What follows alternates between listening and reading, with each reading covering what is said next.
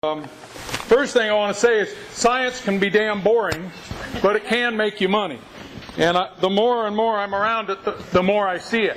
Those ranchers who are able to take a little bit of science and take the pain of going through it can figure out how they can make a little more money. Those that don't, well, you just find out when the train wreck happens, then you know not to do it the next time. I enjoyed my first extension meeting was when I was 10. I was born and raised down here in Lincoln. We went to the Chamberlain Hereford Ranch, and it was a lot of fun. First thing was the foreman was sorting out cattle, and he broke 4 ribs, and the ambulance came, and they hauled him away. And I thought, by God, this is more excitement than we see in Lincoln in the whole time. Then the next thing that happened is rhubarb and very distinguished university people were there, and somebody either for fun or just screwed up in those days turned out a dwarf calf. And of course the university people, Mr. Chamberlain had given lots of money to the university, and they were all pawing in the ground. What do we say? There was no comment, and the calf was cut out. I think with the thing we're going through right now with energy prices, we're going to go back to those little pumpkins that we saw. Jim Olchin showed you what it's taken to raise these bigger cattle. And if you see what ethanol's done to us, that's nothing what feed costs are going to happen as soon as somebody figures out this cellulitic ethanol. Right now, I was working with dairies this last year. They were chopping everything from cotton stalks to feed because we're running out of dry roughage resources in a drought. You think that's bad? I had a guy that's working with Governor Schwarzenegger and others that's going to try and make ethanol out of all these low-quality feeds, ones that we use as cattlemen. So don't wish for an alternative feed source that may cost you more money. So my thing is to try and talk to you about alternative feed sources, and I've got some up here because I know there's nothing like touching it, smelling it, and feeling it to understand what it is. I've had the luxury of working with several ranchers that use these on a daily basis, and I notice one thing: their feed costs don't go up and down, but their learning curve is always unique because we always find some things with alternative feeds. The first thing is when you're buying them, you're looking at buying from broker, mill, or a farmer. Their prices have risen also because dairymen have figured out feed costs of these alternative feeds work for them too. Note we went from 1 million dairy cows in California to 1.8 million in the last 12 years, and they need feed. So they're looking for the same thing. So although these are cheaper feeds, and they're pretty high, a lot of them around here. I was at a ranch the other day, and they were actually feeding reject dried apricots. Now you laugh at that, but I mean it does have some energy value. But the other thing is it's cheaper than corn and hay. As Roger said, all of you don't want to admit what you're paying for hay, but we got at least another year. You watch dairy milk prices, and that'll tell you what you're going to pay for hay, because right now they're dropping a little bit. And I was on a dairy, the dairies I was on this year, 30 to 50% increase in feed, doubling in feed prices. I said, is that sustainable? And the dairyman says, well, as long as the milk prices stay sky high, I'm okay. When they don't, well, we'll figure something else out. So your hay prices are going to stay high until the dairies start backing off because of milk prices going down. But when you're feeding alternative feeds, there is some problems. And so feeding it is a big problem, as Bob Sain showed you. As soon as you go from not dumping the alfalfa hay off the back of the truck to putting out something in a bunk, that's a little different. Here's the biggest problem. One load may not be the same as the other nutritional value, depending on what the mill's doing or what's happening. And then there's possible imbalances by using these. And it's pretty hard to screw up feeding corn and alfalfa, isn't it? So this adds those added problems. So let's look at energy sources. And the first one, and I'll pass it around, this is rice bran. You can take one and go back that way. This is rice bran. And what rice bran is when they're polishing it from brown rice, when they harvest it, take it out of the hull, it's brown. They polish that off. What's on the outside is called the bran, and that's how they make white rice. And this is what you get. Now, pretty good protein on this, 14% protein. So again, dry cows need 7%. You're way over that. It has a very high TDN, very high in fats. In fact, the problem with it is in the summer you can't store it for very long. Maybe about 2 months at the best, because it'll go rancid. But in the winter it works really good, but storage is a problem. Now you can buy it for horse people now. They're really using it, and Bar Ale and others are stabilizing it so it won't go rancid, and you can buy it as a sack product. But most everybody else is getting it from brokers or rice mills in a walking floor that just puts it in your commodity barn. Here's the big thing. With phosphorus prices going up, it's pretty hard to get a supplement with phosphorus in it. This has almost 2% phosphorus, and it's very bioavailable. Right now it's around $150 a ton. That breaks our heart because it used to be $50 a ton delivered at the ranch, but it's going up in price just because corn raises all boats. So not as cheap as it used to be. Here's the big problem. One time I had a Japanese operation that wanted to use it as 25 to 30% of the diet with oat hay. We have some problems doing that. The cattle will scour over 20% in the diet. So it's a good thing, but only up to a small portion of the diet. And that's probably true. My father-in-law was a veterinarian, and when he went on to most dairies, he said about 30 days into a byproduct feeding thing, the wheels came off the cart on the dairies. And that's because they got greedy. One got sesame seeds for next to nothing, and he decided why not 60% of the diet in sesame seeds until the animals started showing problems. So same thing happens here. You got to be careful with something that's free. Here's the one that you're all used to. Most of us used to be able to be given this. And I want you to look discriminately through these because almond hulls vary. There is almond hulls, and if you'll see in the small bottom, there's small little things called almond shell. Any of you taken an almond from your neighbor's orchard and clean them up, you'll notice the big hulls. The interesting thing is some people say, boy, I bought some almond hulls really cheap. And you go out there and it's mostly sticks and shell. And I said, well, I hate to disappoint you, but you didn't buy almond hulls, you bought trash. And if people can't get their product figured out as far as the wind they use to separate these, then you get something that's not as nutritious. Because shells are much less in value, and of course sticks are much less in value. So if you think you're cutting a fat hog, you're probably not. These guys aren't born dumb. So again, it depends on what you're sent, shells or twigs, so you want to have that in and most of the people that sign contracts say I want less than 5% of those other things in there. The interesting thing is, if you get almond hulls mixed in with shell, they can't burn the shell in the burner because it slags up. So that's when they'll give them away, is when they don't get a good mix. So you can buy them much cheaper with shells and hulls. But again, the shells aren't what we want to feed generally. Hulls we want to feed. So not much in the way of protein, but what we feed them for is the energy values that are in there.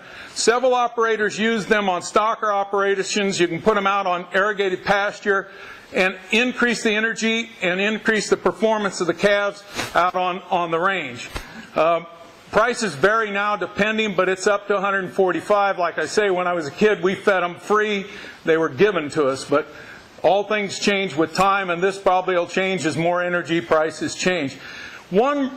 Couple growers I work with actually put it out on electric fence, and they move it daily. Now, as the price, when that was at $60 a ton, so if they stepped a little in the ground, that was cheaper than hiring somebody to go out and feed.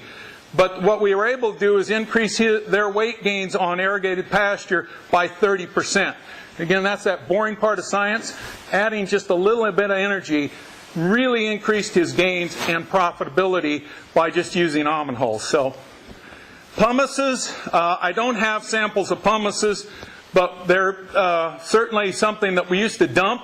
Pear pumice is one. We have a lot of pear juice that's made from the coast over here, and it's actually produced in the Yuba Sutter area. And it has a low protein, but a very good TDN. And as these guys get better at squeezing the juice out, the product gets actually better because there's less moisture in it. And that moisture will depend on the plant and how efficient they are. But I've got several people that are feeding it. Now here's the other one, is prune. We all love prune juice, or at least somebody must. So there's the prunes. Much higher protein on the prune pumice and about the same TDN. Now the problem is, because this is a wet product, it needs to be fed in bunks. And in about a week, because it has it's only 18 to 20% dry matter, it will start to deteriorate on you. So it's one of those you feed on a rapid basis. But it does provide a good feed source, and many people are using it because they can get it right now dirt cheap. But I'm also working with an ethanol person that wants to use this to make ethanol. So everything that's good is going towards making energy. So we're really making it difficult to feed cattle. Protein sources, I couldn't get any of this because it's kind of out of season, but tomato pumice is when you can get it over in the Williams area and down in Sacramento. Mainly the problem we get with it is it dried. If you don't have it dry, you got a fly problem. So if they're selling it to you wet, you got a transportation problem. So most people are getting it dried.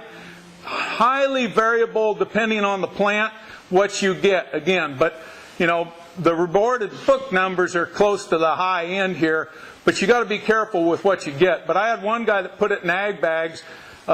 He was happily over in the Williams area, so it didn't cost him much, and it worked out great in his feeding thing. Again, it also has a fairly good energy level and is a good feed, except, again, it's so good and so cheap, people want to feed it. It is acidic, and guess what happens to the rumen when you bump it over 20% of the ration? Well, they get a little sick like all of us would eating too much tomato. So it's just one of those things, again, a good thing until you go too high over. Went the wrong way. Cottonseed. Here you go, little woolly buggers. Cottonseed, as we get a bit of a cotton industry, and that's certainly going to change, but we have had cotton moving up here in the north end. People are getting it from a plant in Sutter and other places. So we've got limited production, but look at that protein. 24.9% protein. TDN out of this world. Sounds too good, right? You're just thinking, whoa. Well, here we go. You really shouldn't go. It has constituents in it that limits you to about 8 pounds per day per cow to get optimum performance. So again, like any of these byproducts, it's a good deal until you try and feed too much of it. But it can be a portion of the diet. Now here's the one that's sometimes it's controversial, but it is certainly one that is used on dairies. Dried poultry litter, DPL, sounds a lot better than chicken poop, but it needs for a lot of reasons, it's got to be composted correctly, and Foster Farms and others sell it to you. You get about a 20% crude protein. You'll see as you see the sample coming around, it has lots of rice hulls in it, because that's the bedding. This is broiler litter that I'm giving you numbers here. You can get layer litter that's composted. Dairies use this in their replacement heifer programs. They do not use it in lactating. It's not allowed. There was some discussion that this was going to be not allowed to be fed. But if you're on a natural program, you can't use DPL. But any other production systems, the USDA has not stopped the feeding of dried poultry litter to cattle. But again, the TDN's energy is a little low, so it's mainly a protein. Now, one other one I didn't have something up, but this is screening, seed screenings, and as safflower comes up a little bit in the numbers, we're seeing more safflower screenings. There's usually a lot of pigweed in it, which is very high in energies also, but there's cucumber seeds and lots of seeds produced in this valley, and you can buy the screenings. This just happens to be safflower, and get a lot of oil meal seeds out of all of those. Roughages, everybody knows I've been working on rice straws and dairies, but it's been kind of a staple here for when we're out of feed, like we're probably going to be this year on the rangelands. Next fall, people are going to figure out, well, I can put out tubs and rice straw. And it works if you get the right product. And my point is, we've set up, you need to test what you're getting. You're going to find this out about anything you're feeding. You need to know what you got and then what your animal needs, and it might work. And the more you know about both of those, the better you'll get. But I've set criteria that acid detergent fiber, and I know that's a chemical term. Anyhow, you send it to a lab, they'll give you that number. It's got to be 50 or lower, because that tells you how well the animal can digest it. Then 4.5 or higher, and I know that can occur because I'll show you quickly. And a TDN, you get about 41, but it sure is variable. if you look, this is crude protein. We looked at 77 stacks. And you should find the stuff over here, and Caltrans should be using this over here for erosion control. And the problem is, I had somebody call me and said, our cows are doing real poorly. We tested it and they were here and it was really poor digestible. And I said, how much? I hope you didn't pay anything for it, or I hope they gave it to you, because by the time we figured out what it was going to cost them to supplement it, to make it work, it wouldn't work. So my point being, this is too late to figure that out. Hopefully, again, you're going to buy over here. Same thing for acid detergent fiber, and I know that's a term, but just look at this. This is the variability in digestion. And the lower the ADF, the higher digestible. This is oat hay quality right here. This is Caltrans quality right here. And you probably don't want to buy that. Corn stover, as the corn industry moves up here a little more, we're getting more corn stover. And this year people started feeding it instead of rice straw when they didn't have anything. And what we found out is, most ranchers will put rice straw out, cut big bales, and cut all but three of the twine, and the cattle will eat on it during the winter. Well, with this corn stover, if you do that, it's a big pile of mush, and it just doesn't work as well. So it really needs to be fed in feeders, big round feeders out in the rangeland instead of cutting twine like we've done with that. It also varies in value, so buying something, you really need to look at it. Here's the variations we've been seeing, anywhere from under 4 to above 5 on crude protein, and here's probably a bigger concern for you, the TDNs vary. The other thing is the balers aren't getting it right, and they're picking up mostly dirt, and we had one that was like 15% dirt. So if you're buying corn stover, make sure the guy didn't set his bale pickup to get every ounce of corn stover he could get out of the field and check it for dirt. So that's the end of my discussion. Hopefully, again, I'll be around. You can ask me questions, and you saw some of this. There is some good things to alternative feeds. I think they can work for you nicely, but it's a learning curve too. And if you're not interested in learning, stick with corn and alfalfa. It's a little more expensive, but at least it's a known quality. Thank you.